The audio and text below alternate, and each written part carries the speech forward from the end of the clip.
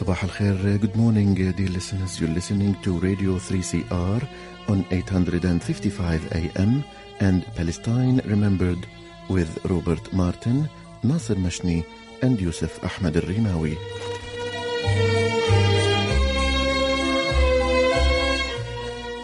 Palestine Remembered is Australia's only English language radio program that is totally dedicated to Palestine. We'd like to welcome those listening on 855 and those that will join us on podcast at 3cr.org.au.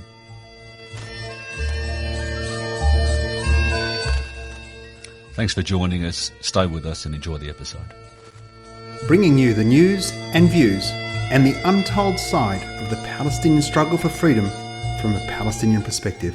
Good morning, listeners. Very excited today. I've got a very, very special show and a couple of very special guests. But first, let me tell you about an upcoming event. It's called Facts on the Ground, Annexation from Jerusalem to the Jordan Valley. Free Palestine Melbourne is going to be facilitating the delivery of a virtual tour from Jerusalem to the Jordan Valley, so you can see the facts on the ground in this era of annexation.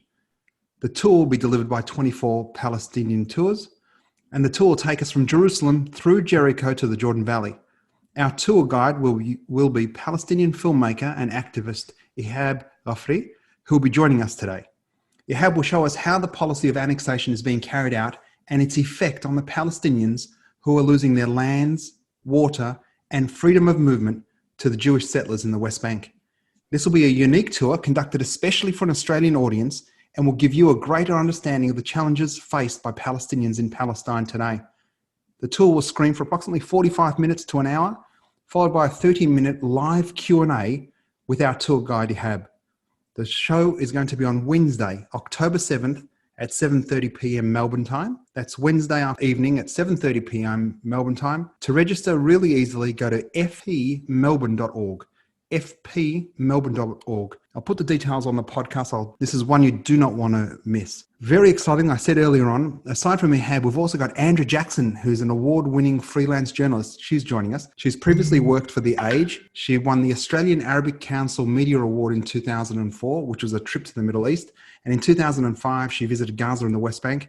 And earlier this year, she visited the West Bank on an Australia-Palestine Advocacy Network tour. She's had articles published on Palestine in The Age, Sydney Morning Herald, Eureka Street, Independent, and as well we've got Ihab, who's a tour guide, filmmaker extraordinaire and Palestinian, and a very, very strong beard game. You'll see that on Wednesday when you tune in.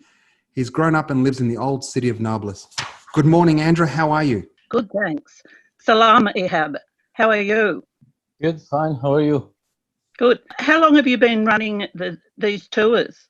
I already started officially in 2011, working in the old city of Nablus, and I start already to share my experience as a storyteller about what happened during the invasion in 2002. Since I was 14 years old at that time, and I witnessed all what happened at that time when the Israeli army occupied Nablus. There were around 35,000 soldiers against the old city of Nablus, which is, you're talking about 3 square kilometers.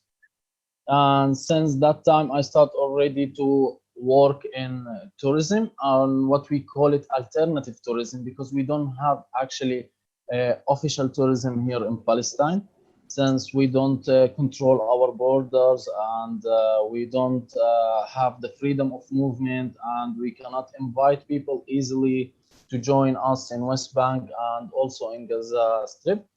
In 2015, I established what we call it a group of 24 Palestine team.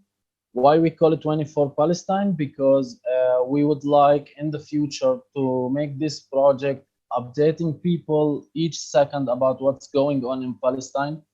It could be like a journalism agency as well, a website, and also official application helping each foreigner come to visit West Bank, since Google Map and Google in general doesn't work easily in the Palestinian territories, which is, West Bank. Just to go back for a second, that incident, the early incident in Nablus that you referred to, that was one where there were a number of children killed, wasn't it? Yes.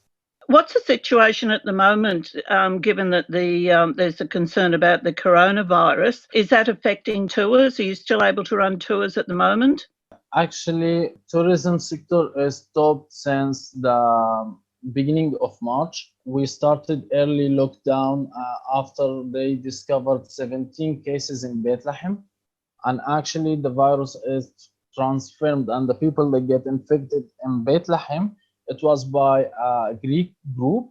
So since that moment, they closed all the hotels. So from that moment, we don't have any foreign could come to West Bank and have actually tourism tours, whatever you want to call it. So already all the tour guides, the hotels, they closed and they stopped working since the 1st of March. It must have a terrible impact on the economy and on people's daily lives. How's it affecting your family, for example? About that, we have to let's divide tourism for two sectors: the international sector and also the local sector. About the international sector, let's say like the people, they stopped work. So we have more than like 200 tour guides officially and also working in alternative tours. So they already they don't have any work anymore. Plus we have the local tourism, what we call it, the Palestinian people. They live in 1948, which is in Haifa, in Yafo, in Akko, and they already have their own tourism. At least 2 days per week they visit West Bank, and they like yearly they have like 1 billion shekel incomes in the Palestinian territories. And also that got affected so much because the lockdown we had here, so we couldn't have any incomes come by that sector. So you could say it's one of the most important sectors got affected by coronavirus, and it will be the last one will open to work again after the coronavirus as well. How is your own family coping? Actually, I am Palestinian, so I cannot just like what I will mention about my family. It will be also applied for most of the Palestinian families. So we like my brothers and my family, they are working most of the time in freelance work. So we got affected so much by that work, and because already many sectors in Palestine closed as well, like restaurants, like advertisements, like all the trading movement as well. Plus, even I have a brother, he's working in the PA, and since the annexation and the corona side by side working in this time, so the Palestinian Authority cannot pay the salaries for the employers in the Palestinian Authority. So since May, the employers in the Palestinian Authority, they get paid half salary per month, which is it's affected the capacity of selling and buying as well, the financial and the economical movement in Palestine at the same time. So I don't say we are in a horrible situation, but we cannot say also we are in a good situation. So in that way, you could see like everyone is struggling in an individual level and also in a group level. With your tours, when you're able to run them, what's the profile of the sort of people that take them? If we want to talk first about nationalities, most of our tours, it comes from France, Italy, Spain. Since 2 or 3 years ago, it started also like to have people from Netherlands. This is in general. Some of the people, they come for a solidarity movement, let's say activists, and some people they come like in a education or studies group. So sometimes they are universities, they are students. A lot of people, they come to visit Palestine, and also they stay around 3 months here to write their thesis about their master degree or PhD as well. Some of those people, they come in alternative to religious tours. But since we are talking about that, as a Palestinian, we struggle a lot with the religious groups because they always come by the Israeli companies. So they already control West Bank. They send their tours, their clients to certain places like the Nativity Church in Bethlehem, like to the Shepherd Field as well in Bethlehem. So if the program of those religious tours, which is the most income in our tours, it goes to Israeli companies. They cooperate with sometimes with a Palestinian company for 1 day. So you just have to reach 1 day incomes by those tours. And I will surprise you, most of the tourism locations in West Bank, in Area C, it's controlled by the Israeli state and the Israeli Ministry of Tourism and Antiques as well. So we don't have any authority to run our job by ourselves. So for example, if I bring my groups to the Dead Sea, I supposed to pay taxes, for example, to the Israeli companies. They are running the Dead Sea, for example. And sometimes people, they don't want to visit those kind of places because of the BDS movement. So in that point, our limits of tourism in West Bank, it will be really limited. So at least we have 7 days city tours, and we have more than 22 hikes, path or rail, as you want to call it. But mainly, as I told you, they come from like students and just activists. But when you're talking about real tourism, where we say it's really incomes and it's really affect the country in a good way, we don't really have authority to have those groups. So if I want to organize, for example, a group to come from Australia to Palestine, I need the Israeli partner to let them pass the airport, because as you know, you visited Palestine before, and you know, to pass Ben Gurion airport, it's not really easy for anyone, for the amount of the question you had in that airport, for example, about security reasons. What sort of permit do you need to be able to offer the tours? And I presume that you have to apply to the Israeli authorities for that? I supposed to have a permission from the PA, the Palestinian Authority, but since I'm not really a company, I'm running my tours by alternative community, which is alternative community, social and political, and somehow. So our permissions could be like to create an association, and that association, it helps with the tourism sector, for example. But when you're talking about the Israeli Authority, you are not allowed to have any authority or any tourism like company. So for example, when those companies, the Israeli companies, they brought the groups in the airport, they will never say that groups, they are gonna go to West Bank.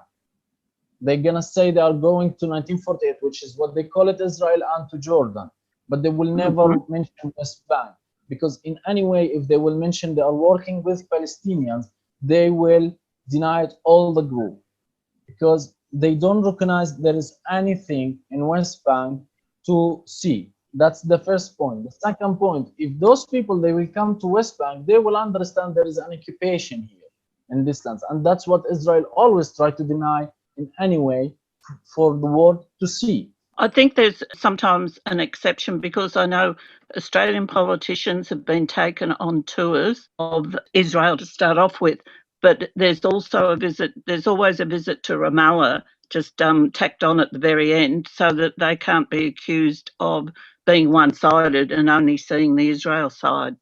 Are you aware of those sort of visits? There's sometimes those kind of visits, but also West Bank, for the Israeli Authority or for the Israeli security, it's also divided. So sometimes if they discover you are in Bethlehem or you are in Ramallah, it's fine. But the most important thing, the blacklist cities for those people, it's Nablus, Jenin, and Hebron. Mm-hmm. So if they found out they were in one of those cities, they will ask you, do you have a friend over there? Why you are in that area? Some people, they could pass easily and they say they are going to West Bank, especially the first time. But if that will continue with the second, the third, the fourth visit, this is also could be a problem. And here I'm talking about individual. But when you're talking about groups, and when you're talking about like 10 people, 20 people, 30 people, 40 people, it's something also different. Some people, they could get official paper, for example, if they are journalists, if they are doctors, whatever, they could have this official paper and they say my work is in West Bank, so they could pass to West Bank. While if they are here just for they are as a tourist, it will be a different way to treat those people and somehow. How long does your tour normally run for? The whole program could start from 5 days to 12 days. Well, for example, the tour that you're going to take us on by video, what cities or towns will we go through? We are planning to make the first episode, and in the first episode we will start, since I am Palestinian from West Bank, as you know, and I cannot get a permission to start my tour from Jerusalem because I'm not allowed to be in Jerusalem. So I will start from the east gate of Jerusalem, which is Al-Azariya town. Al-Azariya town, it's very important area because it's the east gate of Jerusalem, and it's connected, and most of the lands of Al-Azariya, it's confiscated by several times for the project of E1, which is the east one, which is the project of Jerusalem, how they can extend Jerusalem to be also part of Jordan Valley, and they include Jordan Valley to be part of Jerusalem. The second important point, it's the wall over there. The wall cut most of the lands of Al-Azariya. So Al-Azariya today is just 2 streets. In front of Al-Azariya, there is one of the most important settlement, which is called Ma'ali Adumim settlement. And in the future, it's gonna be the biggest settlement in West Bank as a part of Jerusalem. Isn't it already the largest settlement? The largest settlement, it's what we call it Bitar Alid. It's next to Bethlehem, and the population of that settlement, it's 53,000 people. While Ma'ali Adumim, it's the 3rd settlement in West Bank now, but like if they will extend Ma'ali Adumim to Mashur Adumim settlement, which is next to each other, and Mashur Adumim, it's the industrial area of Ma'ali Adumim settlement, they will be for sure the largest and the biggest settlement in West Bank. Going in the line of 400 meters under the sea level, which is the Dead Sea, all that area as well, they will confiscate it. They already confiscated, like, since they said it's Area C in Oslo Agreement, but that will make that land empty of Palestinian people. They will kick out all the Bedouins in Al Khan Al Ahmar. We will pass Al Khan Al Ahmar. We will talk to the people as well there. We will show the roads of the schools, how the Palestinian students, they're supposed to walk to go to their schools as well.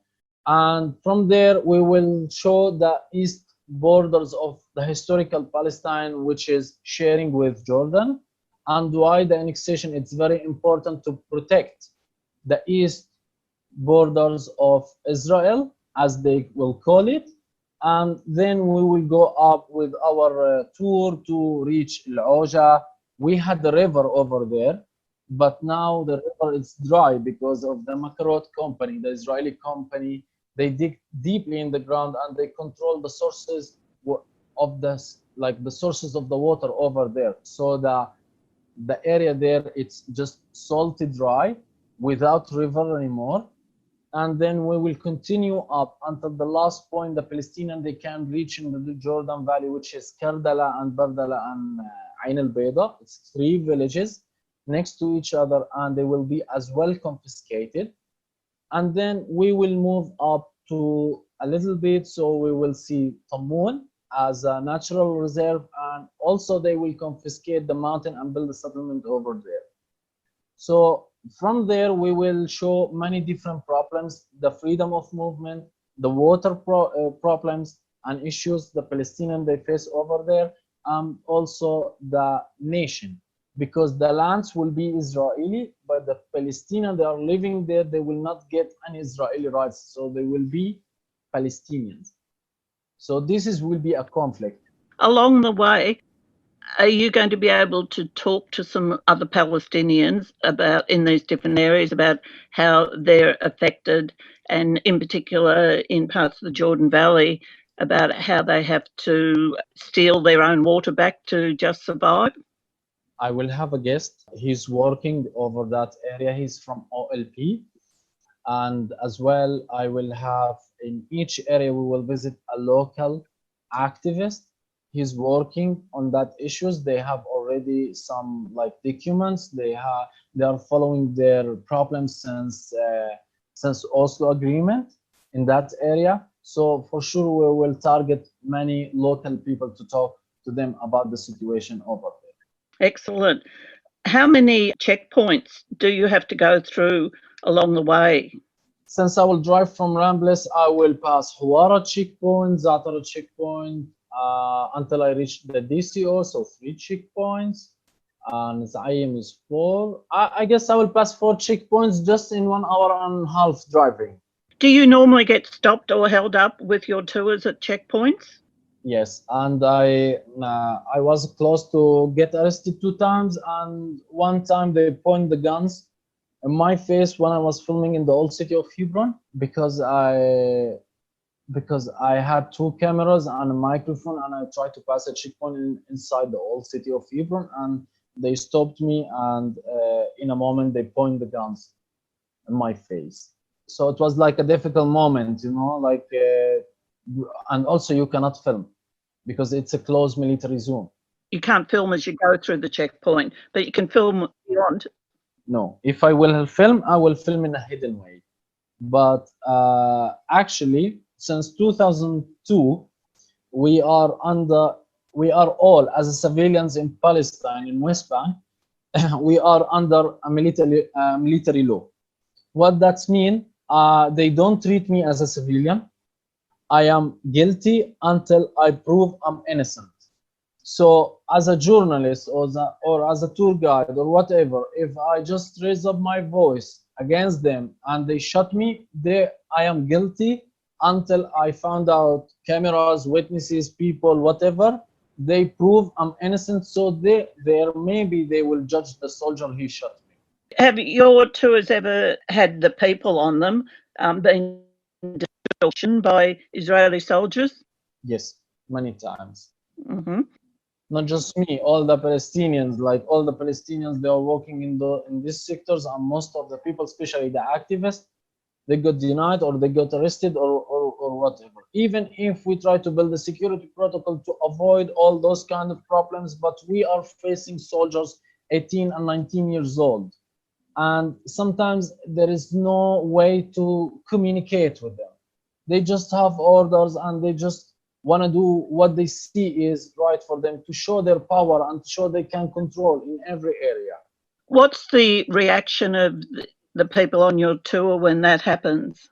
It depends on their experiences, because before we start our tours, we are preparing people, even when they are in their countries, which kind of problems they could face. But even when it's in the ground, it's something different.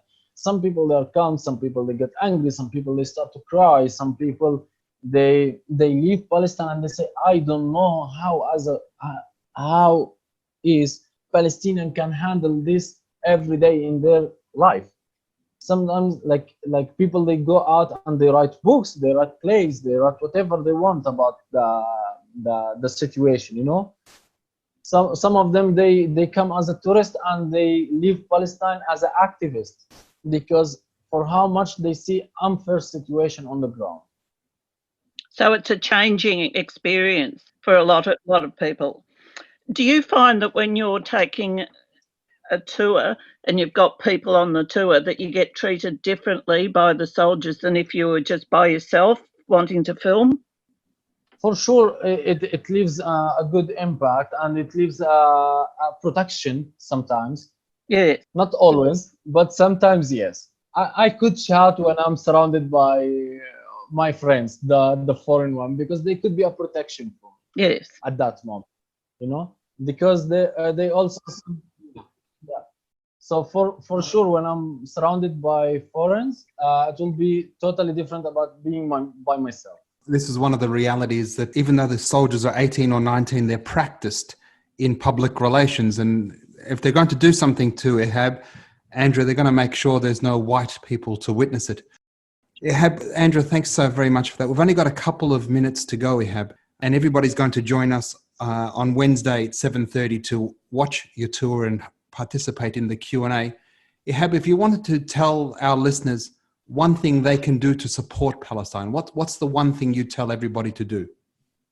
It's to increase our media. It's to work to all together to increase the media. The media, it's the voice for all over the world, you know, like to follow what is coming always from Palestine.